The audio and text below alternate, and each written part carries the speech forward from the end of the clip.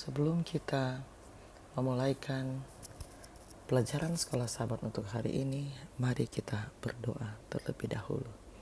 Bapa kami dalam kerajaan surga, terima kasih untuk kesempatan yang Engkau berikan untuk kami dapat mendengarkan sebagian dari firman-Mu. Isilah kami dengan Roh-Mu yang suci, agar kami dapat mengerti apa yang Engkau inginkan kami pelajari hari ini. Dalam nama Yesus kami sudah berdoa. Amin. Pelajaran Sekolah Sabat Jumat 26 Desember 2025. Pelajaran yang ke-13 di triwulan yang keempat. Pendalaman. Bacalah tulisan Ellen G. White, Pesan Yosua yang terakhir, dalam Alfa dan Omega jilid 2, halaman 133 sampai 138. Di antara orang banyak yang keluar dari Mesir ada banyak orang yang telah menjadi penyembah berhala, dan begitulah kekuatan kebiasaan sehingga praktik ini secara diam-diam terus berlanjut sampai batas tertentu. Bahkan setelah mereka menetap di Kanaan, Yosua menyadari kejahatan ini di antara bangsa Israel, dan dia dengan jelas melihat bahaya yang akan terjadi. Ia sungguh-sungguh ingin melihat reformasi menyeluruh di antara bangsa Ibrani. Ia tahu bahwa kecuali bangsa itu mengambil keputusan untuk melayani Tuhan dengan segenap hati, mereka akan terus memisahkan diri mereka semakin jauh darinya. Sementara sebagian dari umat Ibrani adalah penyembah-penyembah rohani, banyak di antara mereka yang hanya formalitas, tidak ada semangat atau kesungguhan dalam pelayanan mereka. Sebagian lagi adalah penyembah berhala yang akan merasa malu untuk mengakui diri mereka demikian. Perjanjian yang hikmat ini dicatat dalam kitab Taurat untuk dijaga dengan kudus. Yosua kemudian mendirikan sebuah batu besar di bawah pohon ek di dekat tempat kudus Tuhan. Berkatalah Yosua kepada seluruh bangsa itu, sesungguhnya batu ini akan menjadi saksi bagi kita, sebab ia telah mendengar segala firman Tuhan yang diucapkannya kepada kita, dan ia akan menjadi saksi bagi kamu, supaya kamu jangan mendustai Allahmu. Di sini Yosua dengan jelas menyatakan bahwa instruksi dan peringatannya kepada bangsa itu bukanlah perkataannya sendiri, melainkan firman Tuhan.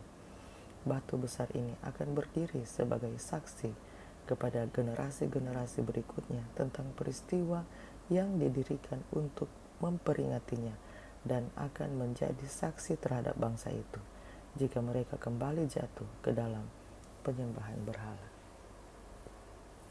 Pertanyaan-pertanyaan untuk diskusi.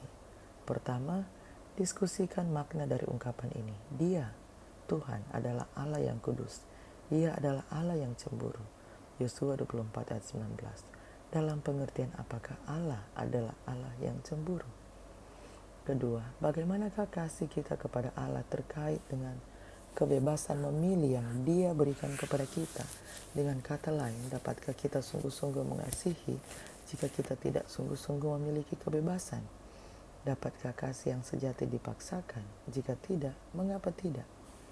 Beberapa cara praktis apakah yang dapat dilakukan oleh para pemimpin gereja saat ini untuk meneruskan obor kepada generasi berikutnya? Pikirkan tentang kehidupan Yosua dan kesimpulan yang dapat diambil bahwa sepanjang hidupnya bangsa Israel melayani Tuhan. Kesimpulan apakah yang Anda ingin orang lain tarik dari kehidupan Anda?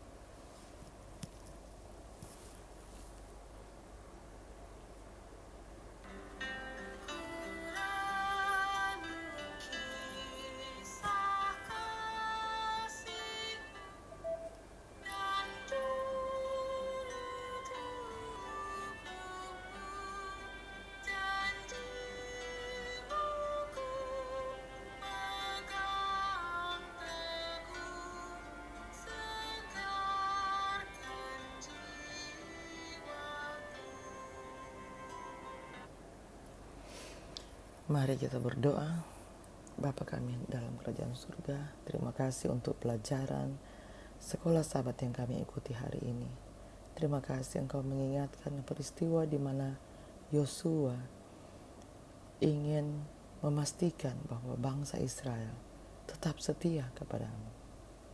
Ya Tuhan, kiranya Engkau dapat menolong kami, agar kehidupan kami dapat menjadi kesaksian tentang Engkau yang dapat menolong orang lain lebih mau belajar tentang Engkau.